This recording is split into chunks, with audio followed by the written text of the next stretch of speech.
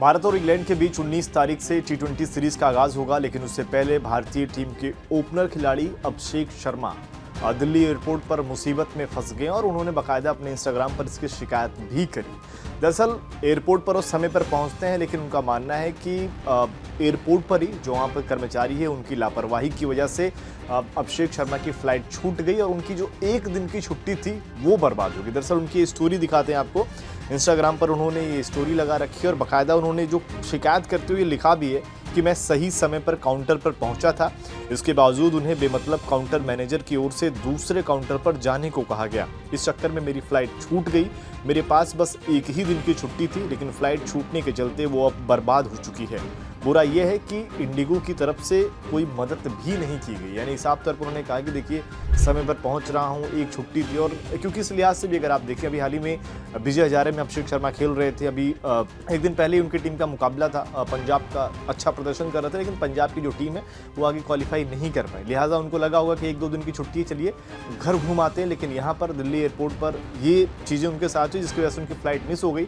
अब बाकायदा क्योंकि अगर आप देखिए 19 तारीख से भारत और इंग्लैंड के बीच 5 टी20 मुकाबलों की सीरीज है, जिसमें अभिषेक शर्मा को टीम में रखा गया है। बशर्ते ये भी देखा जाए क्योंकि अभिषेक शर्मा का हाल फिलहाल में अगर आप टी20 में प्रदर्शन देखेंगे, जो पिछले 6-7 मुकाबले उनमें से उनकी एक अच्छी पारी आई है, बाकी स्टार्ट तो उनको अच्छा मिला लेकिन वो जल्दी आउट हो गए। तो लिहाजा ये जो 5 मुकाबलों की सीरीज है, ये माना जा रहा है कि अभिषेक शर्मा के लिए मेक या फिर ब्रेक वाला सिचुएशन रहने वाला है, क्योंकि यहाँ पर अगर उनकी फेल होते हैं तो फिर जो बाहर बैठे हुए हैं, चाहे वो शुभमन गिल हो गए या फिर जायसवाल हो गए, वो यहाँ पर टीम में जगह बना लेंगे। इसी लिहाज से इनको यहाँ मौका दिया गया कि चलिए एक बार मौका देकर आजमा लेते हैं, उसके बाद शायद इनके लिए ये फाइनल कॉल भी हो सकता है। क्योंकि अगर आप देखिए संजू सैमसन के साथ अभिषेक ने पिछली सीरीज में ओपन किया था, शुरुआत में कुछ अच्छी पारी आनी है, लेकिन एक ज़बरदस्त पारी अभिषेक ने वहाँ पर खेली थी। तो यहाँ पर देखना पड़ेगा अभिषेक क्या करते हैं, लेकिन जो 5 मुकाबलों के इंग्लैंड के साथ ये सीरीज़ है बहुत इंपॉर्टेंट होने वाली है अभिषेक के लिए।